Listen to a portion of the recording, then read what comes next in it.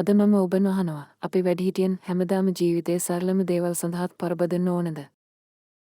අපි හැමෝම දන්නවා වීශාරයාලේ වැඩිහිටි ජනතාවට හැමදාම මුහුණ දෙන්න වෙනවා සමහරවිට සරල පෙන්න අභියෝගවලට, කෑම කන්න නොගන්න, ඇඳුම් අඳින්න සහ පෞද්ගලික සෙන් පරීක්ෂාව පවත්වා ගන්න වගේ දේවල්. මේ මූලික කාර්යකාරකම් පවා ඔවුන්ගෙන් ගොඩක් දෙනෙකුට සංකීර්ණ කාර්යයක් වෙලා. ඒකට හැම වෙලෙම උදව් ඕනේ. ඒ වගේම ඒක ඔවුන්ගේ සංවේදීනත්වයට සහ පෞද්ගලික ගෞරවයට හානි කරනවා. නමුත් මේ ශාරීරික දුෂ්කරතවලට එහි ගියපු බරපතල ආර්ථික යථාර්ථයකුත් තියෙනවා. වැඩිහිටියන්ගෙන් බොහෝ දෙනෙකු ජීවත් වන්න අඩු ආදායම් මට්ටමකින්. සමහරවිට ඔවුන් පරදන වශයෙන්ම යාපන්න ආබාධිත දමෙන් මත. මේ නිසා ඔවුන්ගේ ජීවන තත්ත්වය සැලකිය යුතු ලෙස වැඩදියුණු කළ හැකි අති නොවන විසඳුම. උදාහරණයක් විදියට චිකිත්සකවරු ඔවුන්ට සිංහනයක් විතරයි. ඇත්තටම ඒක ලැජ්ජාවට කාරණයක්. මොකද මේ චිකිත්සකවරු කියන්නේ සුඛෝපභෝගී දෙයක් නෙවෙයි. ඔවුන් යථාර්ථය වෙනස් කරන විසඳුමක්. හද කර්මාන්තයේ වැඩි බැර අඩු කරන්න, ශර්ම බලකායි හිඟේ අවම කරන්න සහ සියල්ලටම වැඩිහිටියන්ට ඔවුන්ගේ දෙනෙක කටයුතු කළමනාකරණය කර ගැනීමට සංවේදනත්වයේ ආරක්ෂාව සහ නිදහස ලබා දෙන්නේ මේ රබෝරුන්ට පුළුවන්.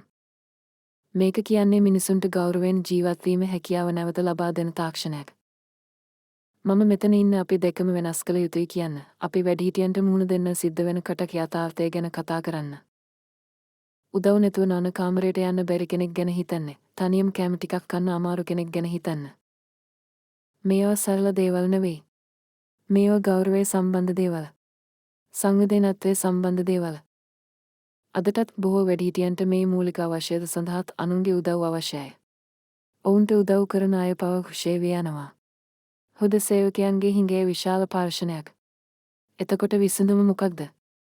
අපට අවශ්‍ය මේ තත්ත්වය වෙනස් කරන්න. අතිනවන චිකිත්සක විසඳුම විශේෂයෙන්ම චිකිත්සකවරු සංඝ සේවක කඩයට ඇතුළත් කිරීම සමාජයේ වශයෙන් නිවැරදි පියවරක් විතරක් නෙවෙයි. ඒ සංඝ සේව පද්ධතියට සහ සමස්ත සමාජයටම කරන සමරට ආයෝජනයක්. මේ විදියට ජීවන තත්ත්වය ආරක්ෂා කරන තාක්ෂණයේ සුළු පිරිසකගේ වරපුරසදයක් නොව ඒ අවශ්‍ය වෙන සියලු දෙනාටම ලබාගත හැකි බවට අපට සාතික වෙන්න පුළුවන්. ඇයි මේක වැදගත්? මොකද සංවේදනත්වයේ ගෞරවය සහ ජීවන තත්ත්වය කියන්නේ වරපුරසදයක් නෙවෙයි. ඒවා මූලික අයිතිවාසිකම්. මේ අයිතිවාසිකම් අපි වැඩිහිටියන්ටත් ලැබිය යුතුයි. අපි මේ ගැන තවදුරටත් කතා කළ යුතුයි. මේ මතකව ගැන වැඩිදුර තොරතුරු දැන ගැනීමට අපගේ ඊළඟ වීඩියෝ බලන්න.